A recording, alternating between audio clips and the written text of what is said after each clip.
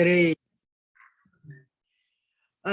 Acelera Texto, entrevista em podcast e em vídeo.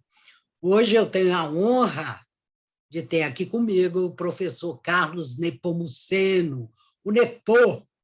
Ele é criador da Bimodais, uma escola de pensamento, e que eu sou aluna dele há alguns anos. Toda vez que eu escuto a palavra internet, ou seja, toda vez que eu começo a pensar na mídia internet, a primeira pessoa que me vem à cabeça é sempre o Nepô. Então, eu acho que nós vamos hoje aproveitar bastante essa conversa com o professor Carlos Nepomuceno. E então, lá, já vou passar aqui para a minha primeira pergunta, aí ele vai se apresentando melhor. E a minha primeira pergunta, para juntar com a apresentação dele, é: Nepô, quando que você começou a pensar a internet? Quando você se meteu na internet? Com você. Bom, vamos lá, Fernanda. Primeiro, um prazer, te agradeço aí a oportunidade de a gente falar sobre bimodais, projetos e tudo. Eu, na verdade, sou jornalista, né, formado pela PUC do Rio, formado em 1980 e final de 81, início de 82, e eu logo de cara, o mercado estava muito restrito, né? E eu fui trabalhar no Data News. Data News era uma empresa, foi o primeiro jornal de informática no Brasil, 1983. Comecei a fazer uns freelas e tal, e comecei a trabalhar lá no Data News. Aí eu fui contratado, fiquei 2 anos lá. E aí foi aí que eu abri para mim, né, essa coisa da informática. Eu sou da primeira geração dos jornalistas de informática. Não tinha nada a ver com internet. Aí eu comprei o meu primeiro computador, quando ninguém tinha computador em casa, influenciado, né, pelo trabalho. Visitei feiras fora do Brasil, fui para a Alemanha, fui para a França, participava de todas as feiras que tinha aqui no Brasil, era Sucesso Rio, Sucesso São Paulo. Então, eu entrei nesse mundo da informática. Me lembro até que a primeira vez minha primeira entrevista, o cara falou para mim de linha de escada. E aí eu achei que era linha de escada, não linha de escada, né? E aí, mas eu era malandro, eu falava assim, cara, eu não sei nada. Primeira vez que eu cheguei, olha, não sei nada, você me ajuda, eu vou te mandar o texto, faz uma revisão para mim. E o entrevistado, né, me ajudou, né? Então, ali eu comecei a minha jornada na informática. Depois teve um período que aí a gente teve uma reviravolta lá no Data News, mandaram toda a redação do Rio embora e tal, eu acabei indo trabalhar em sindicato naquela época e tal, continuei fazendo coisas de informática nos sindicatos e tudo, e aí eu fui trabalhar no Sintuferj. Em 93, eu já estava querendo sair desse mundo sindical, que eu achava muito complicado ali, e aí vi, em 93, um anúncio. Aí eu já estava com o modem no meu computador,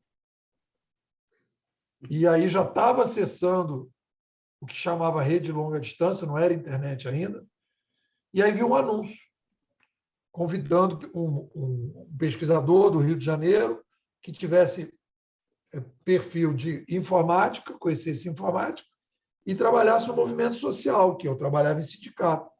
Aí, quando eu fui lá trabalhar lá, fui fazer a entrevista, achei que tinha maior galera, não tinha ninguém, só tinha eu. Ninguém acessava a internet, ninguém tinha a experiência que eu tinha. E aí eles me ofereceram uma primeira bolsa, eu falei que aquela bolsa não era suficiente, aí eles juntaram 2 bolsas, e aí eu fui para lá, trabalhar lá com o Betinho, no IBASE, e abriu lá, tinha o Alternex dentro do IBASE, e dentro do IBASE, dentro do Alternex, criou-se um centro de informação. E aí eu comecei lá.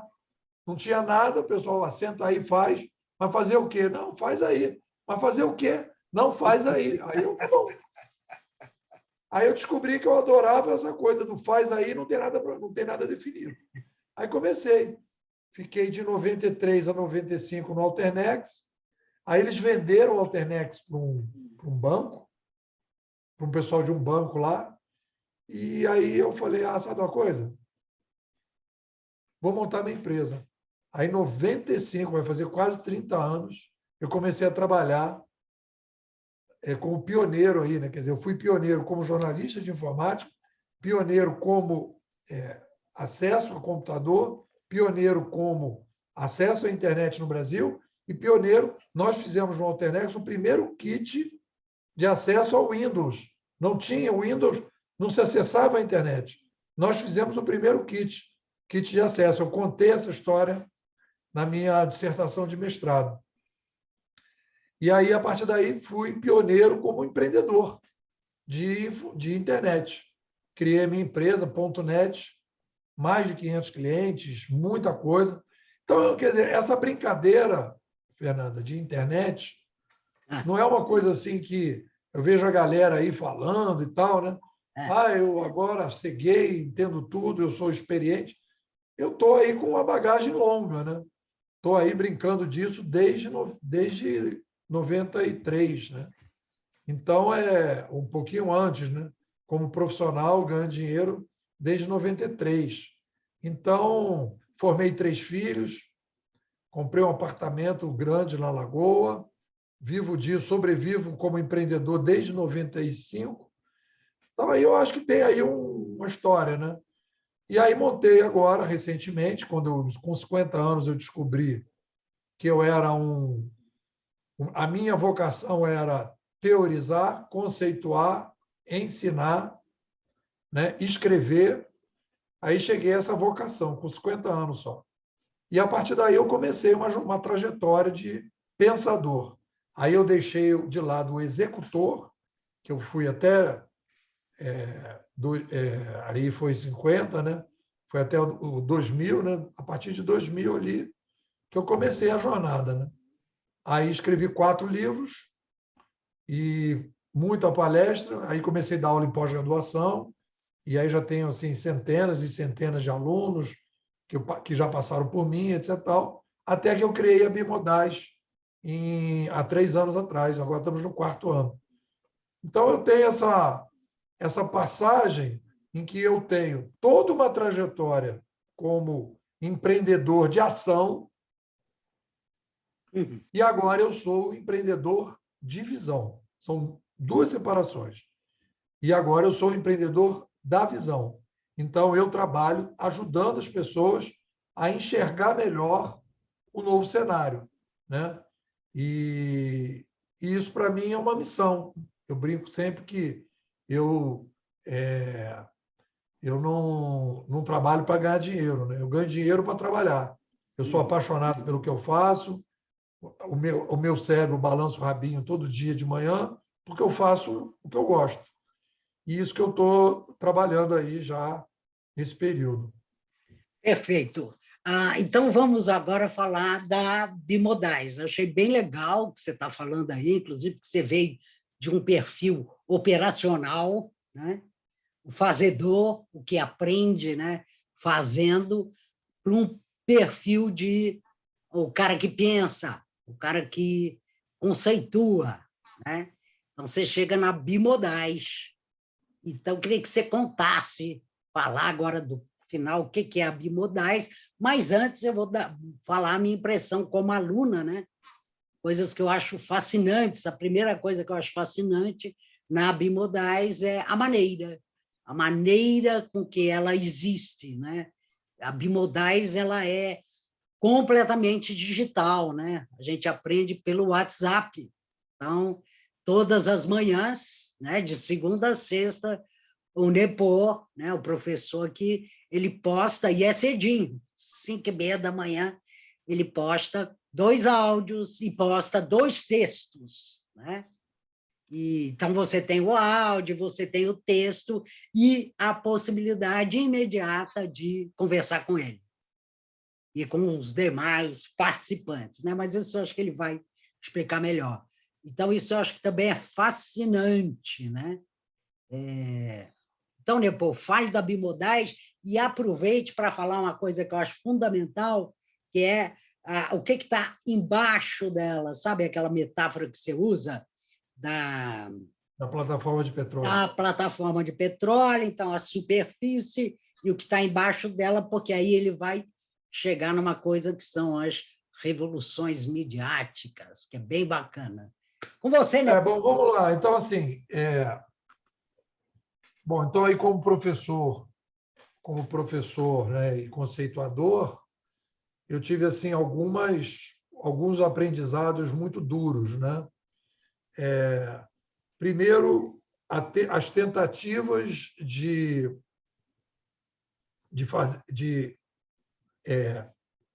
ter a liberdade que eu acho que é necessária hoje para entender esse novo cenário e perceber que toda a estrutura acadêmica no Brasil, seja estatal, seja privada, ela é burocratizada. Então, as pessoas estão preocupadas com a burocracia e pouco preocupadas com as teorias, com as filosofias, com as metodologias. Então, eu tentei entrar nesse mundo acadêmico, né? Fiz concurso, fiz mestrado, fiz doutorado, até aí tudo bem. Fiz algumas provas de professor, né? E muitas cartas marcadas. Você vê que claramente os concursos não têm meritocracia. E o que eles estão procurando é um cara que se encaixe, não um cara que pensa, questione. Eu até me lembro que eu fui fazer uma palestra numa universidade, e aí eu falei o que eu pensava, e a coordenadora lá, ela ficou chateada com o que eu tinha dito, né? Que eu estava questionando as coisas. Ela falou: não sei como é que você tem a coragem de vir aqui na minha universidade. Eu não falei nada, fiquei na minha, né? Mas quando ela falou a minha universidade, né? É exatamente uma dicotomia, né? Porque a universidade é exatamente, não é de ninguém, né? É o universo, né? Vem de universo, né? É a universidade, são as múltiplas visões, né? Quanto mais gente trouxer coisas interessantes, com bons argumentos, bem estruturados, é o que interessa na universidade. Não interessa assim o cara falar qualquer besteira. Mas no meu caso eu apresentei, né? Tinha uma bagagem, tinha uma vivência e tal. Então, esse é o cenário. Então, eu falei, cara, não tem espaço, né? E aí, na área de pós-graduação, tem dois tipos, se eu fosse fazer um mapa mental, tem dois tipos de pós-graduação, de graduações no Brasil. A que eu trabalho há mais tempo no CRI, que é do Marcos Cavalcante, é a pós-graduação seguinte, ele escolhe a cabeça do professor e o professor fala o que ele quiser em sala de aula. Ele olha para a cabeça, né? Eu vi aquele filme agora recente aquele filme recente do como é o nome dele, do Einstein. E aí tem um cara que lá, não lembro o nome, um cara lá na Inglaterra, estava a Primeira Guerra, e aí começa uma briga entre os alemães e os ingleses. Aí o cara fala: meu irmão, para mim não tem alemão, não tem inglês, assim, depende do que o cara falou, né? Aí o Marcos escolhe assim. Os outros cursos de pós-graduação são replicáveis, o do Marcos não é replicável. Ele é artesanal, é orgânico, digamos. Os outros é assim, a FGV me convidou para dar aula lá. Quando eu cheguei para dar o meu curso lá, eu fiz a palestra inaugural do curso de marketing digital da FGV, fui o professor convidado para chamar aluno. Aí, quando me chamaram para dar aula, falou: você tem que agora se encaixar aqui nesse PowerPoint. Eu falei: meu irmão, você não... Eu sou encaixar, eu não consigo me encaixar. Então, infelizmente, eu vou deixar esse currículo em aberto, porque eu não vou ser professor da FGV. E não fui para lá. Então, cara, isso aí é uma vivência de muito tempo, muitas frustrações, muito desgaste, etc., etc. Isso na área acadêmica e na área de texto, né, de convencimento. Eu publiquei meu livro em 2013, sozinho, o Gestão 3.0. O 2020, publiquei o Administração 3.0. Fui entrevistado pela Época Negócio, ganhei prêmio como das entrevistas mais badaladas da Época Negócio. Só que eu não imaginei, tinha fantasia, né, de que basta você trazer uma lógica para as pessoas que as pessoas aderem. Só que eu não tinha lido, né, o Thomas Kuhn, e o Thomas Kuhn diz que o cara que é prejudicado pela mudança não aceita a mudança de jeito nenhum, não entende, não quer entender. Então, eu não tinha cliente, né? Fiquei sem cliente, sem universidade, sem espaço, tentei fazer o mestrado profissional, vetaram todos os professores que eu queria levar, também desisti. Então, foi, Fernanda, só porrada, tiro, facada e granada. Aí eu falei, sabe uma coisa? Então, eu vou pro meu voo solo. Então, eu vou criar uma empresa, né, um projeto em que eu vou ter a liberdade que eu quiser e vou ver se dá certo, né? Vou ver se eu tenho aluno. Eu não achava que ia ter aluno. Aí apareceram os inquietos. Você, o Palhano, o Renato, e aí vários, né, inquietos, que começaram a comprar minhas ideias. Falaram assim, cara, tudo que está no mercado é fumaça e o que o Nepô está falando me parece mais fogo do que o que está no mercado. Aí criei um núcleo. Esse núcleo aí de uns 30, 35 alunos é o núcleo que vem sustentando a escola ao longo desses 3 anos, cresce, diminui, e aí eu tenho uma série de atividades paralelas, as mentorias, tinha as palestras antes da pandemia, os cursos, etc, etc. Então, a Bimodal se tornou sustentável economicamente, né? Eu recebo para trabalhar, eu recebo para pesquisar, eu recebo para escrever, para pensar, e com uma liberdade que eu não teria em lugar nenhum. Nenhum aluno chega para mim e diz, não, Nepô, não gostei que você escreveu, o pessoal pode criticar, pode não gostar, e aqui você sabe que é assim que funciona, né? Eu escrevo um artigo às 6 horas da manhã, 6h03, já tem alguém dizendo que não concorda com nada com o artigo. E aí começa a conversa. Né? E tem aí gente dizendo que concorda também, né? Tem gente que concorda, tem gente que não concorda, ou concorda com a parte, com outra parte. E aí vai exatamente naquilo que eu acho que é né? A gente criou, então, uma empresa que trabalha com a visão, e poderia ser uma outra empresa de treinamento que quer mudar a visão das pessoas, só que a gente tem um adendo. Nós criamos conceitos, nós criamos a narrativa. Então, a gente não pega... Por exemplo, você pode pegar uma escola que tem de treinamento que diz assim, ó, eu vou pegar o Eric Ries, você vai ter aqui o Eric Ries, você vai ter aqui o Gustavo Caetano, e você vai ter aqui o Taleb, digamos. E aqui, então, eu vou estruturar e tal. Não, a gente aqui pega esse pessoal todo, mas a gente cria a nossa narrativa. Então, é uma escola que produz conhecimento, produz conceito, e isso é um diferencial. Eu acho, salvo engano, que nós somos a única escola de futurismo no Brasil que produz conceito. Né? Tem outras que funcionam, mas que elas reproduzem conceitos dos outros. Pega dos americanos, da Singularity, faz um mix e tal. Criando o conceito, eu acho que nós estamos sozinhos aí no mercado. Perfeito. Então, vamos lá. Eu, recentemente, escrevi um e-book que chama Escrita no Digital. E na primeira parte desse e-book, eu justamente falo de contexto digital. Qual é o contexto? Né? Porque, claro, você está falando de escrita no digital, mas que contexto é isso? E, nesse contexto, eu usei muitas coisas, né? Uma redação simples, direta, como deve ser de um e-book, mas eu usei muita coisa que eu aprendi aqui com o professor Nepô, né? E uma coisa que eu acho fascinante, que eu gostaria que ele falasse aqui para a gente agora, ele fala com muito mais propriedade, mas que eu acho fascinante é quando ele faz uma analogia ou uma relação entre a criação da prensa, do Gutenberg, tá? 1400 e pouco, e o aparecimento da internet, o aparecimento do digital, tá? Ele chama essas duas situações, esses dois momentos, como revoluções de mídia. Então, gostaria, Nepo, que você contasse aqui para a gente, sabe, por que você faz essa relação e qual é a importância, o que a gente entende melhor quando a gente relaciona ou interrelaciona esses grandes acontecimentos. Bom, estamos aí mergulhando aí nesses autores, né?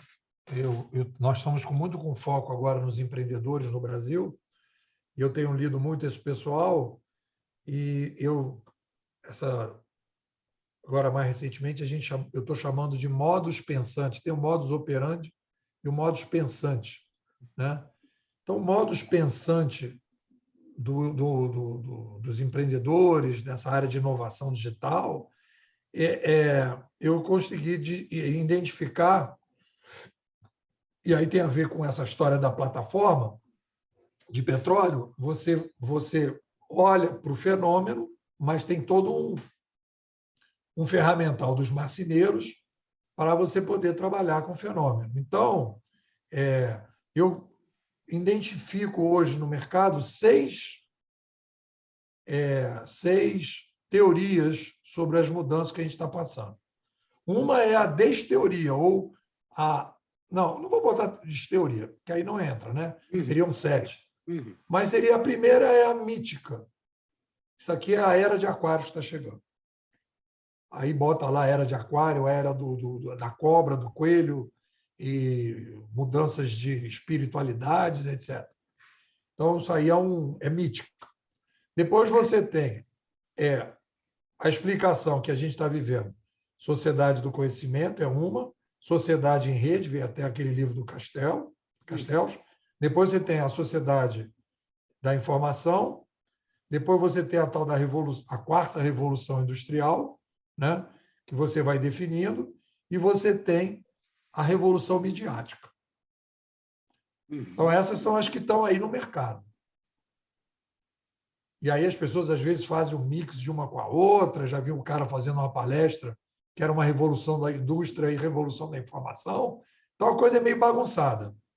As teorias são muito fracas, né? Eu diria que são pré-teorias. Para você poder... E eu vou escrever um artigo essa semana sobre isso. Para sair de uma pré-teoria para uma teoria, primeiro, você tem que apontar o fator detonante. O que está... Qual é o vírus que mordeu a civilização? Qual é o vírus? É um vírus industrial, de informação, de conhecimento. Então, você tem que definir o vírus. Então, de tudo que eu li esse período todo que eu estou estudando, quando eu li o Pierre Levy, eu falei, cara, é esse vírus aqui. Eu identifiquei. Esse cara conseguiu diagnosticar o vírus de maneira adequada. Que ele diz, é uma revolução de mídia. E vai apontar, e aí vem a diferença entre uma teoria e uma pré-teoria. Na pré-teoria, você não apresenta um histórico, um padrão histórico. Então, é a sociedade do conhecimento. Tá, mas qual é o padrão histórico? De tantos em tantos tempos aparece a sociedade do conhecimento. Tem um padrão histórico? É a sociedade da informação. De tanto em tanto tempo aparece a sociedade da informação? De tanto em tanto tempo aparece uma sociedade de informação? Tem a Revolução Industrial. Aí o pessoal pega a Revolução Industrial, que aí já é um outro problema. Aí faz e mostra que existe um padrão histórico. Só que as revoluções industriais, elas são causa ou consequência de uma coisa maior? Quando você diz, é uma revolução industrial, aí você fala, então por que os jovens estão mudando? Se é da indústria. Por que a política está mudando se é da indústria? Não faz sentido. Não tem uma explicação lógica. Porque tem uma coisa maior que a indústria. Aí a indústria é uma sub-revolução. Aí o Pierre Levy diz, não, olha, nós temos uma revolução de mídia, esse é o diagnóstico, e o padrão histórico quando chegou a oralidade, mudou a civilização, quando chegou a escrita manuscrita, mudou a civilização, e quando chegou a escrita impressa, mudou a civilização. Aí você diz, vamos ver as mudanças? Aí vai vendo, né? Até no livro do Harari aparece, né? Então, você vai vendo que tem mudança. Então, você fala, então tem um padrão histórico. Então, isso se encaixa melhor. Aí tem uma teoria mais forte, mais consistente, porque tem padrão histórico, e a partir daí você diz, bom, é uma revolução de mídia, é a teoria mais adequada, é a mais forte, vamos estudar as revoluções de mídia, que é o que a gente está fazendo. O que acontece na sociedade com a revolução de mídia? Aí, Fernanda, tem uma coisa que eu acho muito interessante, que é a causa. Isso o Pierre Levy não trabalha e a gente começou a trabalhar aqui no Brasil. Bom, se é uma revolução de mídia e ela é recorrente, por que ela está acontecendo sempre? É que nem outro dia eu estava aqui, subi aqui na cobertura, na piscina, eu vi as andorinhas voando. Aí fiquei me perguntando, por que as andorinhas estão voando? Deve ter uma explicação. Não é porque elas estão alegres ou felizes. Tem algum tipo de relação entre a vida delas, a sobrevivência delas, e elas ficarem andando de um lado para o outro. Então, tem a causa. Qual é a causa? E aí, então, para que você tenha uma teoria mais forte, ainda mais forte do que o Pierre Levy, você precisa chegar nas causas. Quais são as causas para que a gente faça revoluções de mídia de maneira recorrente?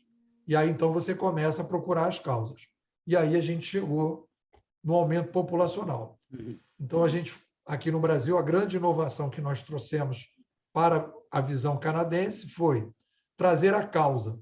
Então, a explicação ficou, a teoria ficou dessa maneira. É uma revolução de mídia, ela ocorre na macrohistória poucas vezes, mas ocorre, e a motivação dessa revolução é o aumento populacional. Então, você precisa de um ambiente de comunicação mais sofisticado. E, a partir daí, então, você faz a revolução, e aí você começa a ver, com a causa, você começa a ver as consequências de maneira mais... Por que as pessoas estão fazendo essa revolução de mídia? Se você pegar essas pré-teorias, você vai pegar o livro do Gustavo Caetano, que eu estou acabando de analisar amanhã, vai pegar a teoria da sociedade do conhecimento, da sociedade da informação, você vai ver que eles estão falando o tempo todo, Fernando, assim, é mais informação, é mais conhecimento, é mais velocidade, é mais isso, é mais aquilo. Mas eles não conseguem enxergar por quê. O ser humano não vai pegar um celular se ele não tiver um porquê. Ele não vai acessar a internet se ele não tiver um porquê. Por que estamos fazendo isso? É para inovar. Não, ninguém inova à toa. Ninguém muda de casa à toa, ninguém muda de emprego à toa. As pessoas querem ser mais felizes. Então, qual é a felicidade que as pessoas estão procurando com tudo isso? Que ninguém é otário. Então, aí você começa a enxergar mais longe, e aí, com isso, você consegue ver o médio e longo prazo, e aí a gente começa a enxergar a demanda de personalização, a demanda de descentralização, a demanda em que as pessoas estão tendo a necessidade de procurar uma felicidade de dentro para fora, e por aí vai. Estou falando muito, né? Não, tá bom, não, tá bom. Só assim, esclarecendo aqui, né? Vamos dizer quem é o Pierre Levy, né? Depois, fala um pouquinho do Pierre Levy. Ele é um cara importante para a escola, para você e acho que para nós. Pierre Levy está aqui, ó. Olha ele aqui, ó. Pierre Levy. Isso, olha só. Saber Cultura. É um conjunto de livros, né? Não é um só, é um conjunto de livros. Pierre Levy, hoje em dia, né, eu já fui muito mais apaixonado do que sou hoje pelo Pierre Levy, confesso. Né?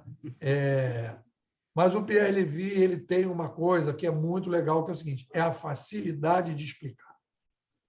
É um texto muito simples, são livros finos, ele tem a facilidade de explicar e ele tem, né, ele teve a importância, a genialidade de identificar o fator causante. E ele diz, é isso aqui que é a causa. E aí ele começa a brincar disso. Quando você tem a oralidade, você tem uma interação um para um, aí você acrescenta um para muitos, e depois você acrescenta muitos para muitos. Então, ele começa a muscular o que o McLuhan fez no passado. Aí eu descobri que o Pierre Levy era descendente do McLuhan, aí eu fui conhecer a escola do McLuhan, aí a partir dali conheci o Eric Havelock, que estudou a chegada da escrita na Grécia, e aí você vai pegando toda uma bagagem a partir dali. E o Pierre Levy tem esse mérito, né? E acho que engraçado, mas eu percebo que o Pierre Levy, ele faltou, eu vi agora o documentário do Neymar, e eu diria que o Pierre Levy tem alguma coisa parecida com o Neymar, que é o seguinte, o Neymar não gerenciou bem a carreira dele, né?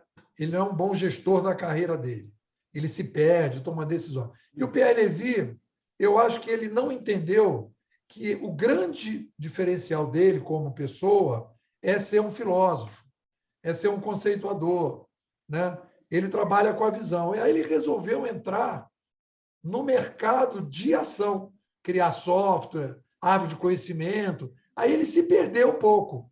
Em vez de ele apostar tudo na filosofia e na teoria e mudar a visão das pessoas, ele perde muito tempo querendo ser um empreendedor de mudança de hábito. E aí, então, e aí como eu sou um empreendedor de mudança de visão, eu não me meto mais, eu cheguei à conclusão, eu não entro. Cara, vamos empreender aqui, meu irmão. Meu negócio é mudança de visão. Se ele tivesse feito isso, eu acho que ele teria ido mais além. Então, é a crítica que eu faço a ele. Mas ele foi, para mim, o padrinho, o principal, foi, para mim, o ponto de virada, né? Para que eu pudesse chegar onde eu cheguei. E agradeço muito a ele, né? Então, vamos pegar esse gancho aí, que é legal, né? Porque eu acho que hoje a gente está muito pressionado, né? Nós, porque eu considero, por exemplo, que as pessoas que vão escrever no digital, né, escrever de maneira organizada, com propósito, etc., são empreendedores, né? Empreendedoras, né? No digital. E eu acho que a gente está muito pressionado sempre com essa ideia de faça, faça, faça. Não que eu acho que não tem que fazer, né? Mas eu acho bem bacana com o Nepô, que é essa ideia. O fazer, ele também tem uma teoria, tá? Quer dizer, nós estamos lá, nós somos os operários que estamos na superfície dessa plataforma, mas quanto mais baseados, quanto mais, vamos dizer, apoiados por uma teoria, ou por algumas teorias, mais forte nós vamos ficar. Então, voltando aqui para eu não me confundir, o que eu quero dizer? A gente não pode sair fazendo as coisas porque alguém disse, faça assim, ou porque a gente viu, esse cara fez aqui, deu certo, então eu vou loucamente, na verdade, imitá-lo e sair fazendo, né? Então, o Nepô sempre diz, tem uma frase aqui que eu quero que ele agora nos ajude com ela, mas que eu adoro, que diz: uma metodologia, que é o fazer, né, é filha de uma teoria, que é neta de uma filosofia, ok? Então, eu queria que você falasse um pouquinho isso para a gente aqui.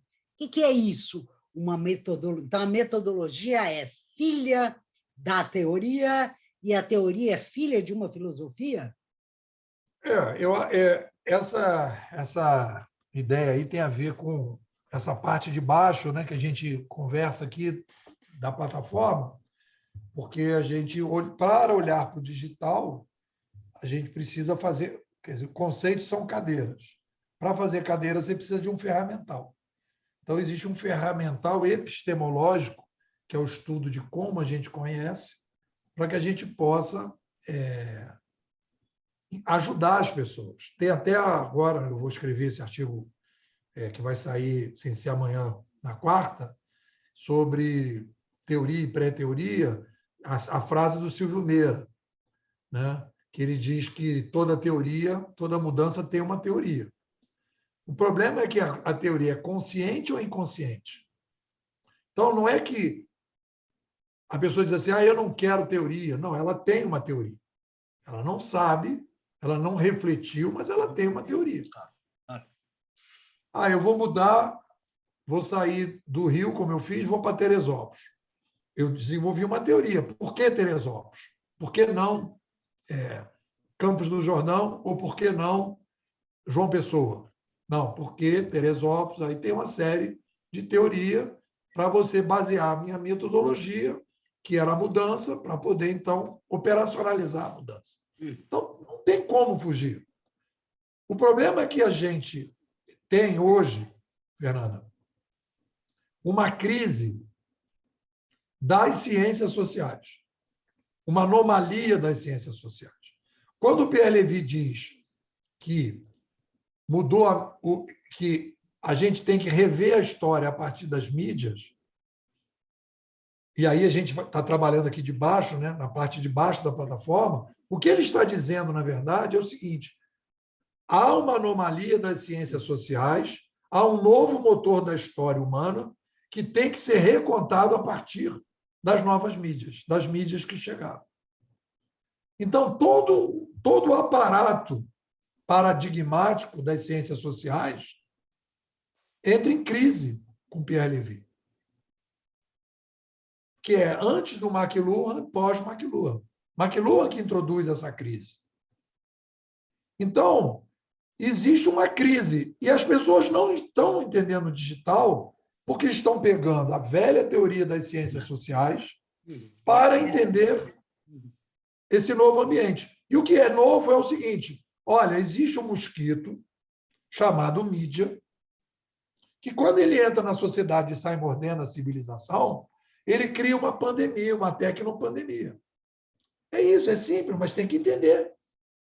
O mosquito já mordeu. Aí, como as pessoas não sabem que tem um mosquito, que foi mordido, que nós vivemos uma tecnopandemia e que isso aí tem desdobramentos, as pessoas continuam achando que não é nada disso, não vai ser tão grande assim, a mudança é só botar computador, mete aplicativo, tudo continua sendo igual. E aí, então, o pessoal vai para a reprodução das ciências sociais pré-digital. Então, existe uma necessidade de uma revisão para que a gente possa entender esse novo cenário. E aí, então, a gente inicia. Aí vem aí a partir daí. Então, filosoficamente falando, tem uma anomalia filosófica, que é o ser humano é uma tecnoespécie. Essa tecnoespécie, por ser uma tecnoespécie, pode aumentar a população. Tudo isso é filosofia, é da essência humana. Pode aumentar a população. E porque pode aumentar a população e porque é uma tecnoespécie, ela precisa obrigatoriamente fazer uma revolução de mídia, de tempos em tempos. Isso é filosofia. Isso está lá no andar da filosofia. Aí vem para baixo. Tá, então faz a revolução de mídia. Como é que acontece? Surge a nova mídia, ela se dissemina, aí ela começa a fazer uma mudança na forma das intermediações, aí a gente começa a descentralizar a sociedade e tal, bababá, bababá, ponto. Beleza. E aí o que a gente lida? Como é que a gente lida com isso? Você vai mudar as organizações, você vai mudar a política, você vai mudar a religião, tudo isso vai acontecer, as mudanças vão acontecer, porque a gente precisa de uma outra sociedade mais descentralizada para lidar com a complexidade demográfica que aumentou. Não é uma coisa complicada, Fernanda. Não, não é. Não é. É matemático, é simples. Colocando isso assim numa relação da família é simples. Agora, o problema não é que não é complicado, explica fácil. O problema é que quebra todas as lógicas que a gente tem. E aí a galera leva um susto e aí começa a pensar o seguinte: o que eu saio perdendo com tudo isso? Aí começa a resistência. E aí então começa a briga entre o velho e o novo. E eu identifiquei agora, lendo esses Sendo que, empreendedores... só um parênteses aí, a briga entre o velho e o novo, até agora, o novo sempre ganha, né? Ele sempre ganhará, então é uma briga... Mas vamos. Porque esse novo que a gente está falando, né, é um novo que vem das pontas para o centro. Não é aquele novo criado por alguém que diz agora o novo é esse, sabe? Que vão chamar aí de moda exógena, a moda que vem de fora para dentro. Essa é uma moda endógena. As pessoas gostam, as pessoas querem mais, querem mais, querem mais. E, a partir daí, é uma mudança de baixo para cima. As grandes revoluções humanas, elas vieram de baixo para cima, né? Não são revoluções sociais, são revoluções civilizacionais que começam com as mídias. E aí a população vai adotando aquilo, vai gostando daquilo e vai abraçando com carinho e amor os empreendedores, né? E aí eles vão virando heróis, né? Vão virando os heróis, porque as pessoas vão, cara, eu quero isso, eu quero Uber, eu quero Waze, eu quero Airbnb, eu quero Netflix, eu quero Nubank, eu quero Google, eu quero...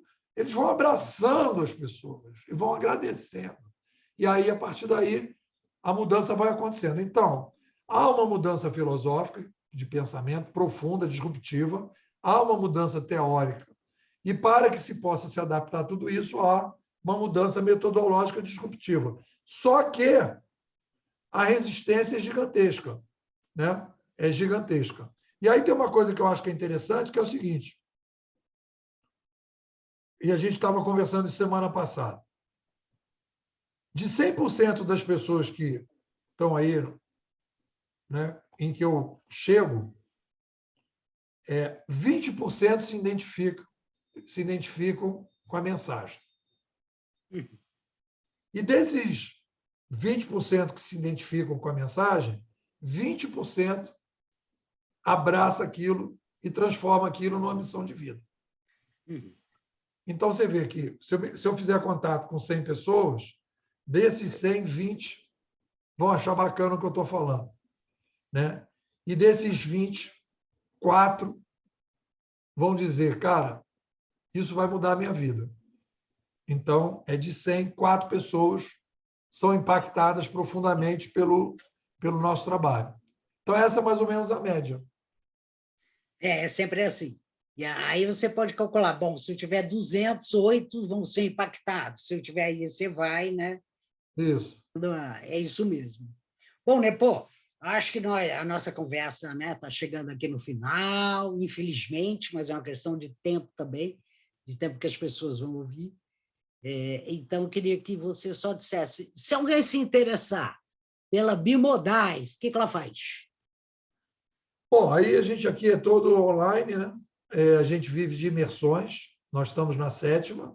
Se você quiser entrar aí, você me manda um zap, 21 99608 6422. Vou repetir, 21 99608 6422. Né? Pô, eu sou um daqueles 4 que quer ser impactados, né?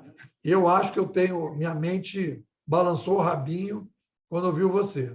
Então, se sua mente balançou o rabinho, né? E aí o cachorro começou a andar de um lado para o outro e começou a latir para a lua, você é um cliente aqui da Bimodais. Se você acha que tudo isso é legal, etc., tal, papá, mas que não se interessou, o rabinho não balançou, você não é cliente e tudo bem. E a gente vai caminhando. Claro, claro. Tá certo. Então, é isso aí. A gente esteve aqui com o professor Carlos Nepomucemo, da Bimodais, e esse nosso trabalho aqui, essa gravação, ela vai estar no podcast e também no vídeo. Então, é isso aí, ó. E, pô, super, super agradecida. Muito. Eu que te agradeço, Fernando. Muitíssimo obrigado. Um Valeu. beijo. Valeu.